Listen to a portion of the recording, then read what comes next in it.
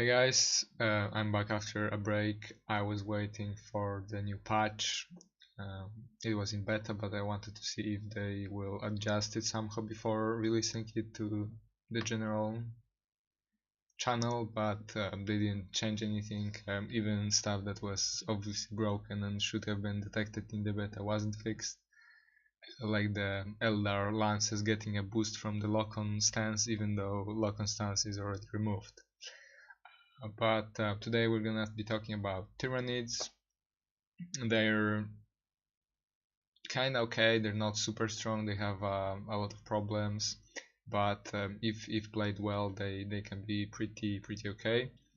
But the variety of tools at your disposal is pretty low. There is not a lot of builds. There is very limited selection of ships that you can use, and this stems from a few problems that they have. First is that they rely on their flagship very much, and everybody will be focusing your flagship all the time, so you cannot just pick anything as your flagship, and it requires careful consideration. But even if you try to protect it, it will still be focused, and some races like the Eldar can just rush it and kill it even if you do your best to protect it. So there is this synaptic relay upgrade that just completely solves this problem. It's level 10, so you kind of suck until you get to this level, but it gives you synaptic control to battle cruisers, and if you just take a lot of battle cruisers, you're basically completely immune to morale. There is no way you will ever lose morale because you need to kill all your battle cruisers, and the best composition for Tyranids is pretty much only battle cruisers, so you can fight to the last ship and never worry to morale. You're just immune, just like Space Marines pretty much. So you get effective morale immunity, but that only applies if you can actually use battle cruisers in your fleet composition, and there are some compositions that will not be able to use them, and they are kind of worse because of that. So this is why it's very limited. You pretty much are forced to use battle cruisers because this synaptic relay is just so good, and otherwise you will have big problems with morale. So let's see what we can get to. And also the Lictor Brute upgrade was changed in the last patch, and now it applies to all line ships instead of just light cruisers like it did before. So now this is also another really strong upgrade, and it just gives you lightning strikes, which Tyranids really need. You have amazing boarding, so your lightning strikes are also really powerful, and you can just use boarding from much higher range, which is very useful for picking off escorts and some other smaller ships. Or maybe if you have a big hive ship, you not always want to waste your full boarding because the enemy ship just has a single troop after it was recruited, or it's almost dead. So in this case you can just use this Lictor Brood lightning strike to finish it off without wasting the charge on your boarding, which might be useful for something greater, for killing another big ship. So anyway, let's jump in. The basic idea with Tyranids is that you need launch base for your squadrons because your escorts do not have the scan ability. None of your escorts can scan, and that means that you cannot reveal stealthed ships with escorts, which is the usual way everybody else does it. And this is a big problem because if you run into a stealthy enemy, it's gonna be really annoying to reveal them. You're kinda slow, and without scan you're just completely hopeless in this case, and the only really good choice here is just take launch base, because then you can just send some fighters to fly around and they will reveal the enemy. And if you have enough of those bases, you can just keep them on the enemy all the time, so they will be revealed always, no matter what, without you having to do much, and then they just cannot hide. They will always be harassed by those fighters. And you can also use those Ether Swimming Brute Squadrons, which are really good assault boats. Tyranids have the best assault boats, at least damage wise. out of all the races. Their only problem is that they're very slow. They only have 300 speed compared to 600 of some other races, and your fighters are also slower than usual. So they're not the best at the offensive role. They can kind of be used like that to just reveal the enemy, but it's hard dealing enough damage with them because they're kind of slow. And the same goes for assault boats. So you don't really want to spam them from super far away. You should use them kind of on a closer range. And one strategy that works pretty well is just take as many bases as you can. So this infestation, the Devourer, is a battle cruiser, so you can apply synaptic relay to it, and you just take 5 of those. You have 20 base, which is pretty crazy number. That's really a ton of launch base, and you have also tentacles for even more crew damage, and the idea is that you just focus 100% on crew damage. The Tyranids can do normal damage with the Pyro acid weapons, which are actually not bad, especially with the upgrade to critical rate, because they produce fire aborts when they score a critical hit, which is a nice effect, but for reasons I'll talk about later, this isn't really viable. So the only other thing you can do is just focus on crew damage, and the best way to do that is by using your awesome assault boats, the Ether Swimming Brute Squadrons, which just deal incredible troop damage, and if you combine it with your normal boarding actions and lightning strikes and those tentacles, which also deal crew damage, you can just hulk all the enemy ships without doing any normal damage at all. So you just forget about your normal damage. None of your ships have anything that deals normal damage. You just have launch base, tentacles, and yeah, this guy also has a tentacle. So you just have nothing that shoots. You don't worry about enemy shields, because you're never gonna do any normal damage. You just focus completely on killing their crew. And this works pretty well. You have good scouting because you don't have a scan, but you have a ton of fighters. You have 5 ships, so you can send your fighters to 5 different places. So you should have pretty good map awareness, and then you just try to focus on the stragglers and send squadrons on them. And if you see a good opportunity, you can just close in and engage with boarding and lightning strikes.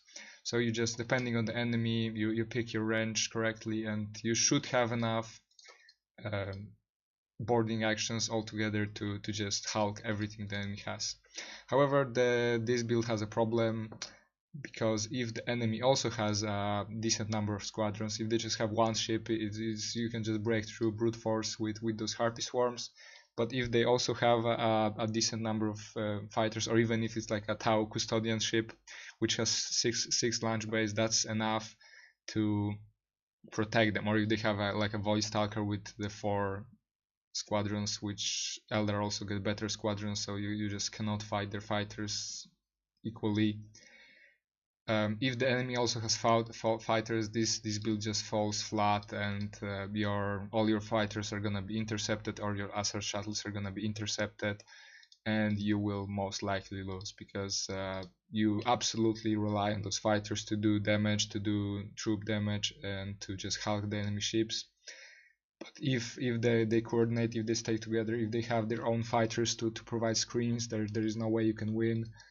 So this composition is very strong against fleets that do not have fighter screens, and you have a really big advantage. It's really easy to just kill everything with those swarms.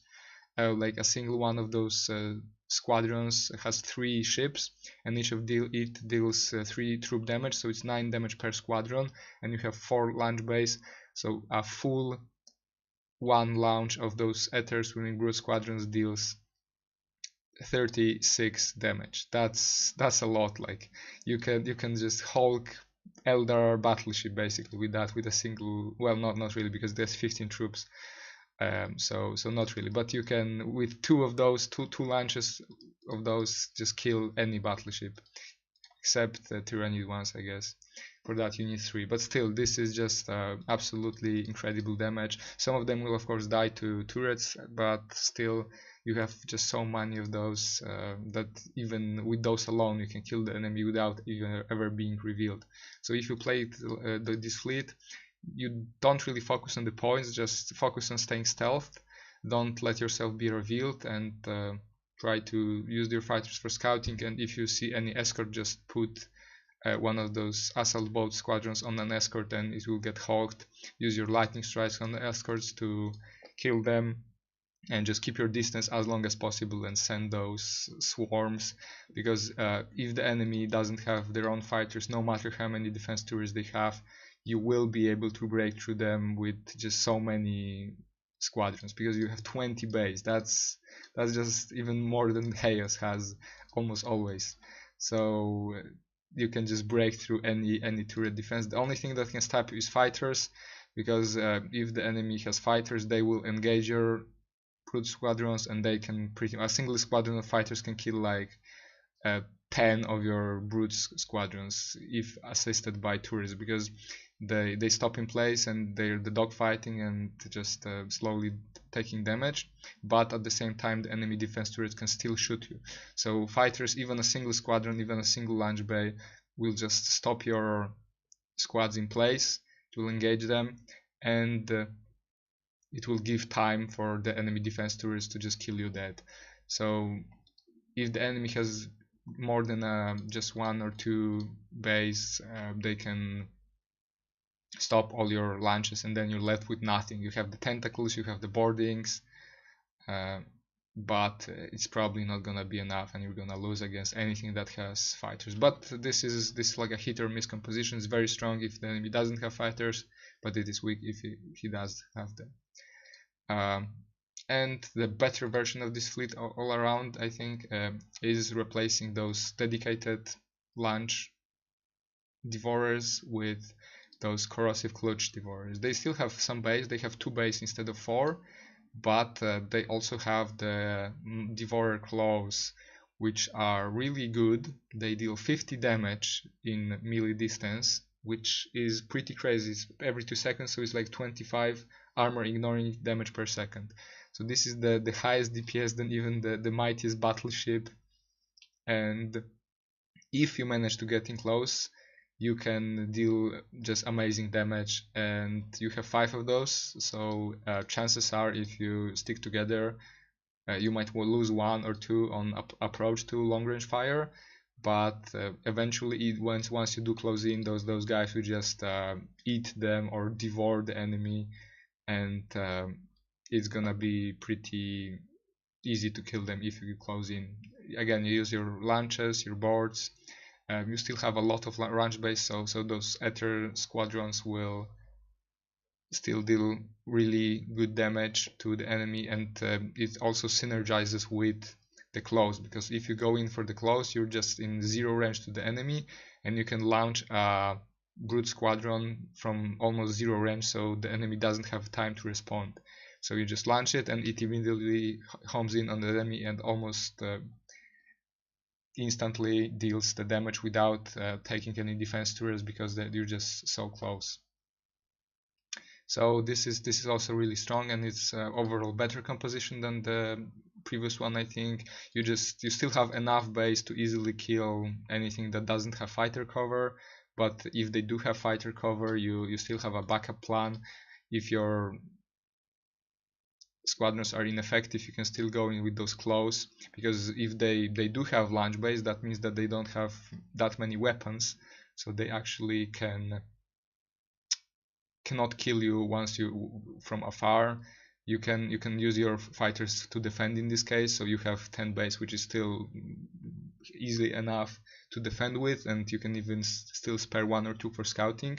So their squadrons also do not do anything to you, because you can defend with your fighters, which also gives you really good defense, and then once you close in with those claws, you can just eat them. So this is pretty good build. This is the best one that I found, and you can also try a Pyro Swarm build, which with the Pyro acid, but I tried it and it just sucks.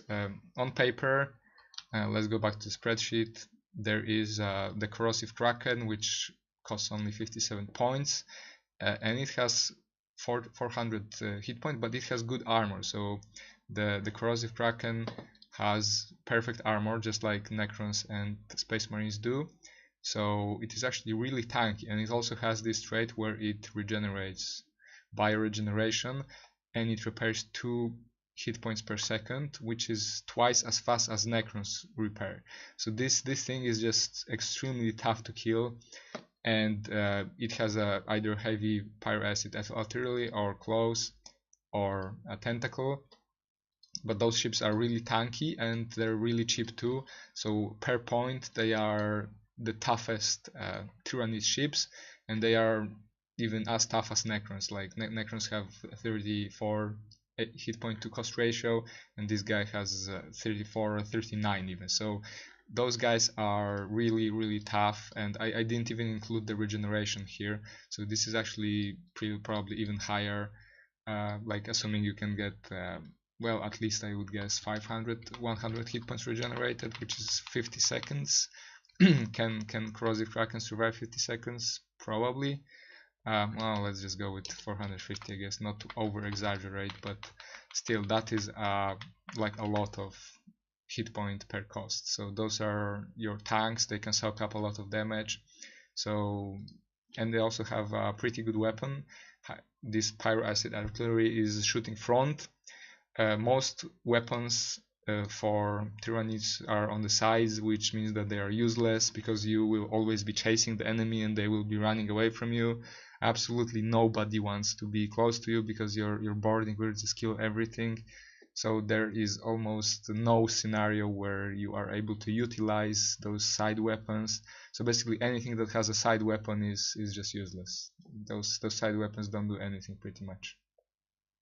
So the only good pyro acid weapons are those forward facing ones, and you have a lot of ships that have them, but it's just one weapon. So this Razor Fiend that basically has only this one weapon because the side ones are useless, costs 192 points, but those guys have the exact same heavy pyro acid artillery on the front, but they cost 57. So you basically just want to have as many as possible of those artilleries that shoot front, because they're the only ones that are actually able to be utilized, and you just want to take as many of those as possible because they're tanky, they have decent damage in those artillery strikes.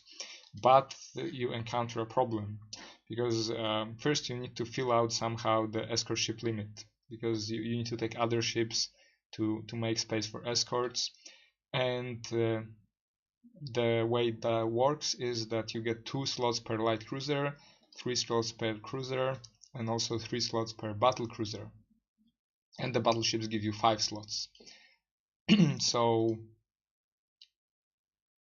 the problem is that cruisers and battle cruisers give you the exact same 3 slots, so they are not very cost efficient. Like you pay 200 points per 3 slots, but you can also get 2 slots with the Acid Void Prowler, which is much better ratio, and also Hive ships also have a decent ratio. And of course you want to have as many battle cruisers as possible to use the Synaptic Relay. But here comes the problem. None of the battle cruisers actually has those forward facing artillery weapons.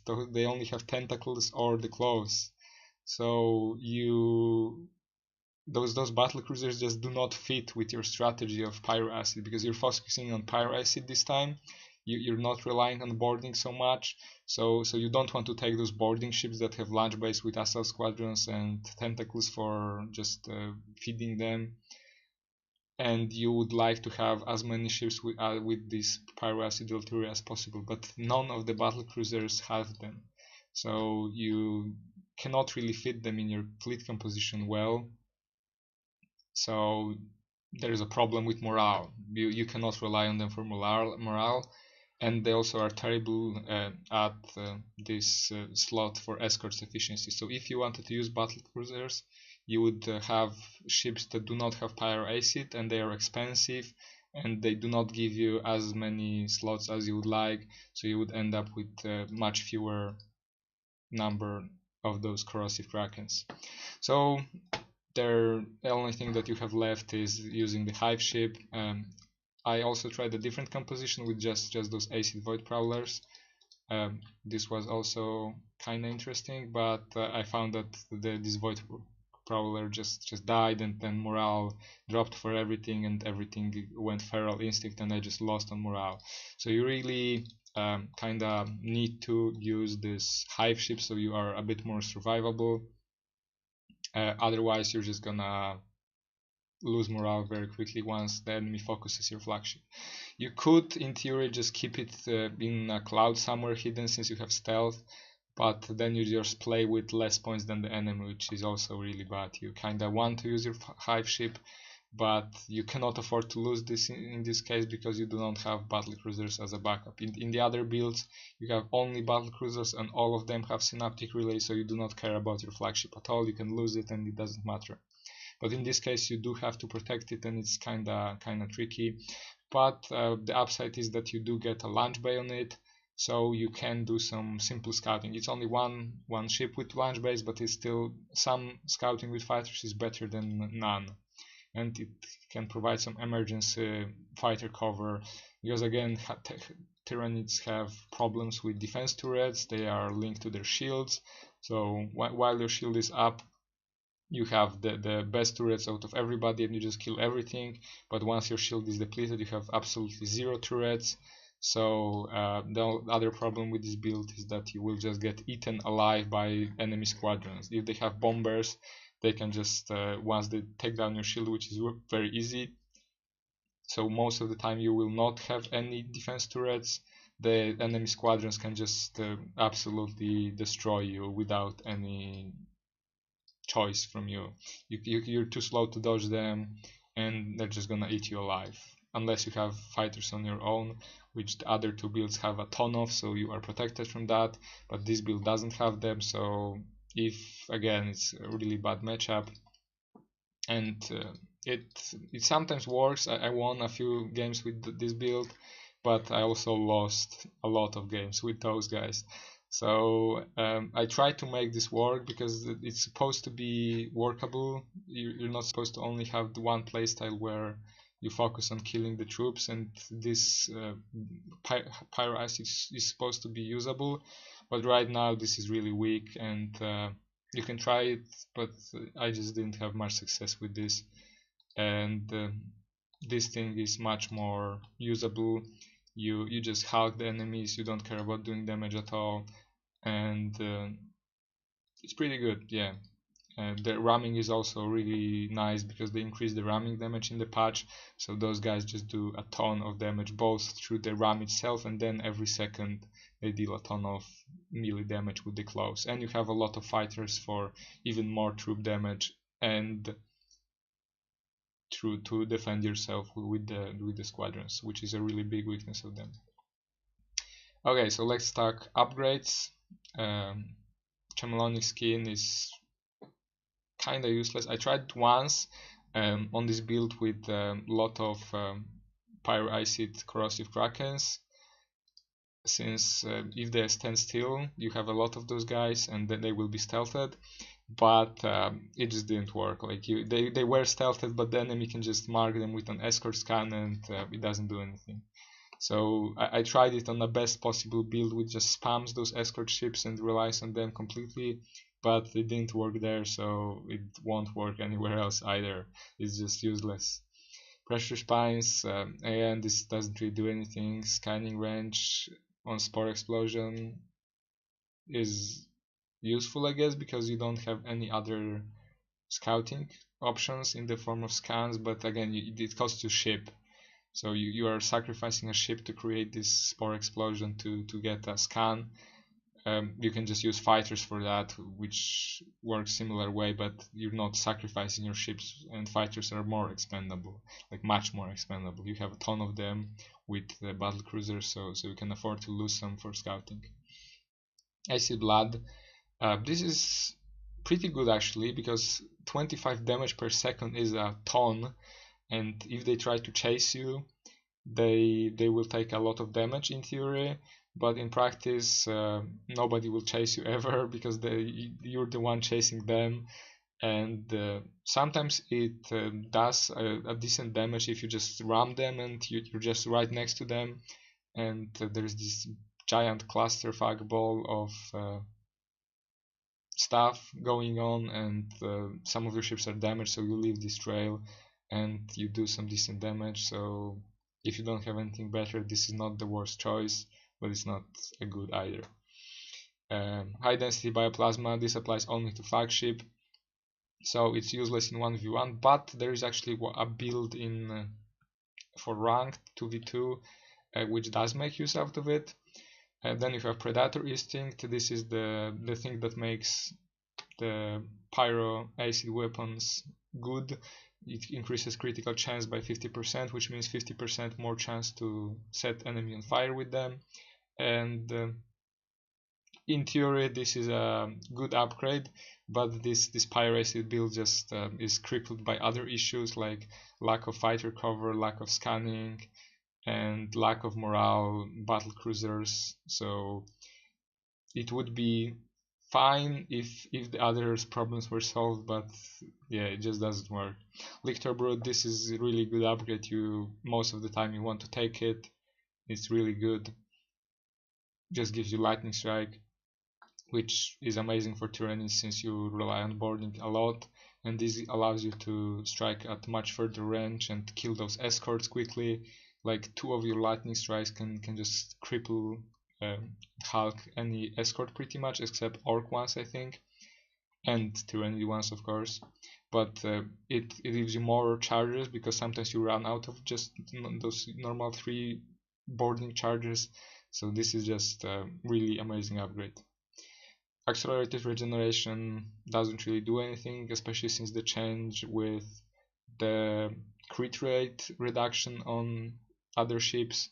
The another problem Tyranids have is that they have only one area to critically hit. The other ships have engines, generator, decks, and weapons, but Tyranids only have a deck which is called Brain in their case, so there is a much higher chance that you get hit in the same place twice in a row, which will turn the light critical damage into heavy damage, and then this just does nothing. So it's just a waste of upgrade. Death Shriek again applies only to hive ships. It's not really good. You just cannot afford so many hive ships. You only will have one hive ship almost always, and this is just not worth it. And you just cannot make an effective fleet out of only hive ships. You can try, but it's gonna fail. Spasmic Expression, this is also pretty okay on paper.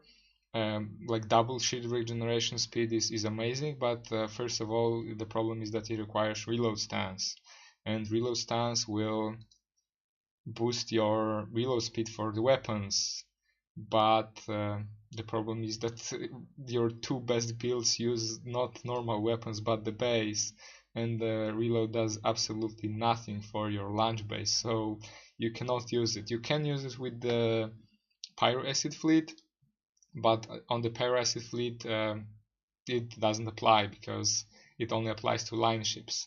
So like this upgrade would be okay if you had big ships like the hive ships that were using because those have the best shield ratio to hit point ratio. That would be good, or even battle cruisers also have 600, which is a good shield number, but those guys don't have any weapons, so you will never use reload on them because they don't have Pyro Acid that is usable. So you cannot use this, and if you have smaller ships that do have those artilleries, they just don't really have enough shield for it to be worth it. And they can be focused down, so like enemy just focuses you, and before your shield comes back you just die. But yeah, this is not so great. And the last one is the Synaptic Relay, which I already talked about, which is really amazing, and it just makes you completely immune to morale loss, which is really useful since you'll be ramming a lot, and ramming inflicts a lot of morale damage, and generally in close range you suffer a lot of morale damage. So this will be very useful. The ramming morale is not actually that bad on your side because again, you're not using reload.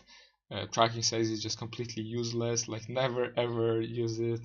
There is no situation ever in the game where it would be good to use this. This is just completely useless stance that is just, yeah, it's just pretend it doesn't exist, just forget about it. It does absolutely nothing. So the only choice for you will be Brace for Impact, so you will be using Brace for Impact on most of your ships, and it gives you extra survivability, more hit points, and it nullifies morale loss from ramming. But so yeah, you don't really need this for ramming protection, but you still want this because once your flagship gets focused, normally everything else just spreads apart and scuttles, and it's really bad. So most of the time, like for this fleet, I just run Lictor Brood and Synaptic Relay, and that's gonna be your most popular combination for pretty much any fleet here. And let's talk the upgrades. Sporefield, not really good. It's really slow and it's really small. It's just very tiny AoE. And even if you take this upgrade, which makes it a scan, it's still useless because there are much better upgrades and much better tactical skills. Psychic Scream is pretty okay. I usually take it. It deals 400 morale loss in a huge radius, and if you add to that your ramming also inflicts a lot of morale damage, and boardings inflict a lot of morale damage, and lightning strikes inflict a lot of morale damage. So very often, if you're not fighting against a high morale faction, you can even make them root before you Hulk them. Or even if you do Hulk them and they then recruit, they will just have so little morale that they're just gonna root instantly and mutiny. Echospore, not really good, but can be kinda okay on the Pyro Acid fleet, where we just don't have any fighters and you need some scouting to reveal stealthed units, and this Echospore can be this tool to reveal the hidden stuff. Then you have the Wrecking Biomorph Ball. This deals a lot of damage, but it's really hard to hit with this. Like, you pretty much have to be in a ramming range to just be able to hit at all, and it's extremely situational, and I didn't find it very useful. Spiky Carapace, again, it's dealing damage, but you're not actually trying to kill the enemies through dealing damage. You're trying to kill them by killing their troops. So this just yeah, not very good. Void Larker, this is like a micro warp jump, but well, okay, it's not at all like micro warp jump, because micro warp jump allows you to jump to your allies, but this just allows you to jump in 9,000 units range, and it's really good. If you have a flagship without Synaptic Relay, you can use it to defend it and to protect it, to keep it alive. And if you do have a Synaptic Relay and you do not care about losing your flagship, you can try to teleport it behind the enemy, or maybe to just catch some escort and then do boarding, lightning strikes, send assault shuttles, and just kill this detached fleet easier. Just make sure that either that you can get out alive from this jump, or if you suicide, make sure that it will be worth it and that you deal more damage to the enemy than this ship was costing. Like, if you're low on HP and you're almost dead and all your cooldowns are off, you can just jump near the enemy, drop all the boardings that you have on this, and if this clip kills a battleship, and it was worth sacrificing this ship. So this is a good tactical tool both for defense and offense, and allows you to make some very aggressive plays where you just jump on the enemy and deal a ton of damage to him, probably losing the ship in the process, but you might get alive in some situations where you kill him, or maybe it's just worth it to sacrifice it. Rule Cannon, this is okay. You can make a lot of fires on the enemy, but it requires them to be slow, because if they know what's going on, they will try to get away very quickly. If they have any kind of mobility skill at all, they will be able to get away, because your ships have very bad turn radius, they have slow rotation speed, so you will not be able to follow them and track them. This is very short range, so you won't be able to track them with your low turn rate. But it can still be okay. It deals a lot of damage over time, but the problem is again that most of the time before the fires finish, you're just gonna kill this enemy in some other way, because if you can use this, that means you're really close, and if you're this close, it means that you've probably boarded this enemy and sent assault shuttles on him, so he's gonna be dead in a second anyway. And then you have the speedy recovery, which is just invincible shield, and you can get a lot of value out of it if you time it right, because it also multiplies regeneration by 10, so you can get really nice chunk of shield of it. But it is only worth it if you do have a hive ship as your flagship, because with smaller ship values it's not really that great. So this void lurker is pretty much always useful. It's the best upgrade, always take it. And the second one is up to you. It can be psychic scream, which is really good against orcs, or it can be the recovery for some more tanking, or a dual cannon to be more offensive after the jump. So just pick one of those three and it's gonna be pretty good. And also there is a 2v2 fleet that you can use, which actually utilizes this hive ship. Normally it's really terrible, because these bioplasma weapons have they're considered lances, so they are precise, but they only have 4,000 units range. So if it was a macro cannon, it would still be almost as accurate, because close range accuracy is really good. So these bioplasma weapons is like the worst weapon ever in the game. Anything that has this is just completely bad. It costs a lot of points. Like if you compare, where was the comparison here?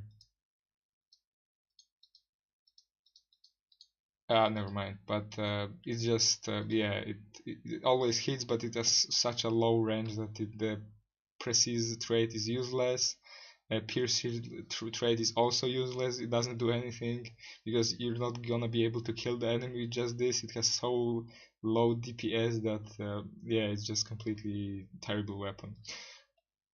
And this ship again is completely terrible. It has a lot of those bioplasma thingies. Which has only 4k range, but if you take the upgrade that increases the range of all your weapons on the ship, suddenly it becomes usable. And this ship that has a lot of weapons, it has some turrets, and not this one, it has a lot of turrets. The bioplasma spine turret suddenly becomes 9,000 range, and you can actually kind of do a decent damage with this. Again, this heavy plasma artillery also becomes longer ranged and can be kind of useful. The side weapons also become much more longer range.